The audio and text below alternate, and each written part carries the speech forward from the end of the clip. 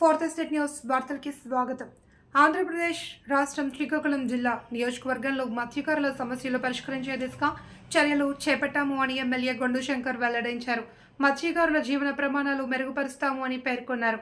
నియోజకవర్గంలో మత్స్యకారులు ఎదుర్కొంటున్న సమస్యలు అభివృద్ధి పరిచేందుకు తెలుసుకోవాల్సిన చర్యలపై ఎమ్మెల్యే గొండు శంకర్ మంగళవారం మత్స్యశాఖ కార్యాలయంలో సమీక్ష నిర్వహించారు. నియోజకవర్గ పరిధిలో గ్రామీణ గార మండలాల్లో అధికంగా తీర ప్రాంతం ఉన్నప్పటికీ సరైన సదుపాయాలు లేక మత్స్యకారులు ఎదుర్కొంటున్న కష్టాలను అధికారుల దృష్టికి తీసుకువచ్చారు.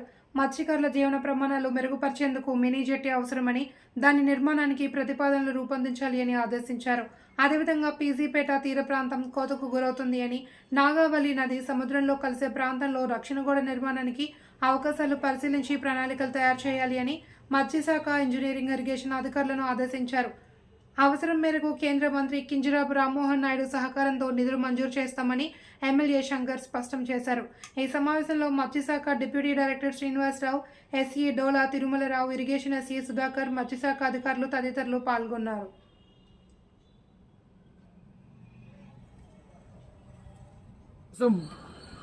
డెడ్ బాడీలు కూడా రాని పరిస్థితి, వాళ్ళు అగమ్య గోచర పరిస్థితిలో ఉన్నారు. దీంట్లో భాగంగా గతంలో ఇప్పుడు ముఖ్యమంత్రి గారి ఎలక్షన్ క్యాంపెయిన్లో వచ్చినప్పుడు వారి కోరినప్పుడు వారు మినీ జట్టి కడతామని మాట ఇవ్వడం కూడా జరిగింది. దీంట్లో భాగంగా మినీ జట్టీల కోసం మనం ప్రపోజల్స్ చేయడానికి కోసం డిస్కషన్ జరిగింది. అలాగే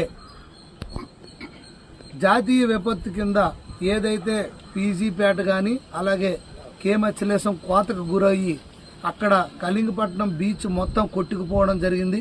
గతంలో అక్కడ బీచ్ ఫెస్టివల్ కూడా నిర్వహించిన సందర్భాలు అది. అలాగే మొగదలపాడుతో పాటు ఇక్కడ పెద్దగనగలవనిపేటలో కూడా పెద్ద ఎత్తున మంచి బీచ్ ఉండేది. ఆ బీచ్ కూడా కొట్టుకొని పోయింది. ఎందుకంటే ఒక పక్క నాగావళి నది, ఇంకొక పక్క వంశధార నది ఈ నియోజకవర్గంలో రెండు వైపులు కూడా సముద్రంలో కలిసే చోట్లు ఉన్నాయి కనుక ఇటువంటి పరిణామాలు చోటు చేసుకుంటున్న సందర్భంలో ఎస్సీ గారు, డిఈ గారు అలాగే కన్సర్న్ ఇంజనీర్స్ ఆధ్వర్యంలో కూడా డిస్కషన్ జరిగింది.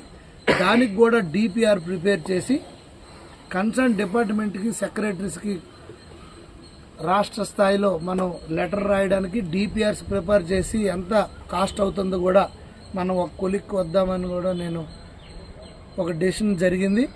దీంతో పాటుగా మత్స్యకారులకి motorized boats, non motorized boats ఏవైతే ఉన్నాయో అవి రిజిస్టర్స్ కొన్ని కాలేదు, అవి కూడా రిజిస్టర్ కావాలి.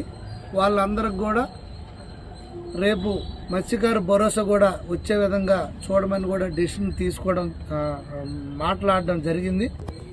దాంతో పాటుగా ఏదైతే ఫిష్ కల్చర్ పెద్ద ఎత్తున రివర్ బెడ్లో కొన్ని ఆథరైజ్డ్గా, అనాథరైజ్డ్గా పెద్ద ఎత్తున జరుగుతున్నాయి. అలాగే పెద్దగనగలపేట సీసోర్లో కూడా జరుగుతున్నాయి. దీనివల్ల ఆ ఊర్లో వాటర్ పొల్యూట్ కూడా అవుతుంది కనుక అక్కడ ఆ ఫిష్ కల్చర్ ఏదైతే ఉందో దాన్ని ఆపి వారికి స్పష్టమైన ఆదేశాలు ఇచ్చి దాన్ని డెమాలిష్ చేయడానికి కూడా చేయమన్నాం. దీంట్లో భాగంగా ముందు పవర్ డిపార్ట్మెంట్కి మనం లెటర్ రాసి ఇమ్మీడియట్గా పవర్ కట్ చేయమని కూడా